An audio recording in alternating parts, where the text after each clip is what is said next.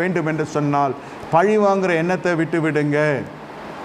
நீங்கள் உயர்த்தப்படுகிற நாட்களிலும் கூட இந்த காய்மகாரமாய் எழுவின ஜனங்களையும் கசப்பை உண்டாக்கின ஜனங்களையும் ஒரு கசப்பான அனுபவத்து வழியே கடந்து சென்ற சூழ்நிலைகளை விட்டு நீங்கள் மன அளவிலே வெளியே வந்து விட வேண்டும். அப்பொழுது பார்ப்பீர்கள் என்று சொன்னால் உங்களுடைய காரியங்கள் இனி தாமதிப்பதில்லை.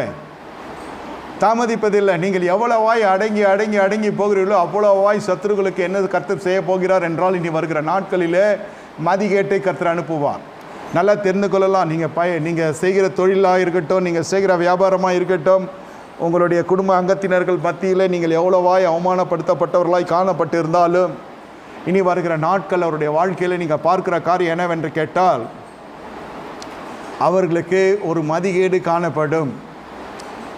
அவர்களுக்குள்ளே என்ன காணப்படும்? ஒரு மதிகேடு காணப்படும். அவர்கள் ஞானமற்றலாய் போவார்கள்.